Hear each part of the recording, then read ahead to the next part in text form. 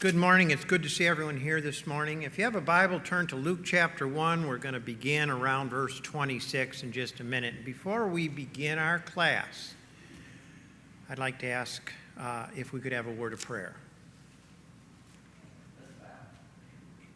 Heavenly Father, we thank you for this time that we have to come together, Father, to join in the study of your word. Father, we pray that you would bless us.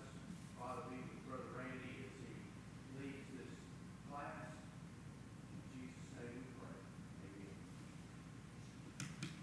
Amen. Thank you so much for that prayer. If you have a moment, turn to Luke chapter 1, and we're going to try to get through 1 and 2 this morning, but I do want to look at a couple of questions and maybe some clarification that came up from last week. One question was quite interesting. One of those things I guess I don't think about. I never really mulled it over in my brain, and that is the relationship between Mary and Elizabeth as far as the tribal going back in the history. But the first question or discussion to talk about really quickly is I brought up the fact of the canonicity of the Bible, or that Luke belongs in as being part of the canon of what we know. And defining what a canon is what I've been asked to do, and that's a good thing to think about because it's important that we understand that.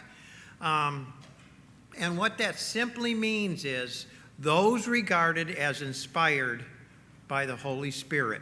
And that's very, very important for us as Christians to understand that, because there are other writings out there, the Apocrypha, which the Catholics use, and other such things. The Apocrypha is not part of the canon. The word canon actually comes from a Greek word which means reed or measuring rod. How we go back and measure something, those inspired. And in 1 Corinthians 14:37, Paul talks about that, which is the Scriptures, the Holy Scriptures going back to the Old Testament. By the time the New Testament, or New Testament times, by New Testament times, what we call the Old Testament canon, those books of the Old Testament, was pretty much solidified, most people believe. The apostles quoted from the Old Testament many times. In fact, they quoted from the, my mind just went blank. The Greek translation of the Old Testament that was done in Alexandria, Egypt. Most of the time the apostles quoted from that, the Greek translation of the Old Testament. But on what grounds does one become part of the canon? These books that complete our New Testament and our Old Testament. Number one, and most important, is universal acceptance that it is inspired word. That it is inspired word. Those people that go out and say this book shouldn't be in there, or that book, or this book was hidden for years, that's just a game for my personal belief is money. I remember a few years ago there came up this show on PBS or one of the Discovery channels, the hidden books of the Bible. Number one, they've never been hidden. They've always been there. Number two, they've just been not accepted as inspired or part of the canon. So they're not secret, they're not hidden. In fact, many of them were read and passed around, but they do not fit that criteria, that scholarly criteria that went on.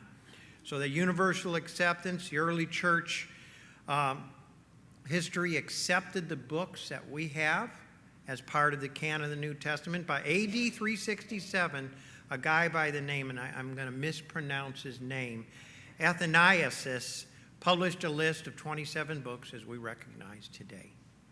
And so that's important. So if you have any more questions on that, please bring that up. By the time of Luke, the Old Testament canon was most likely.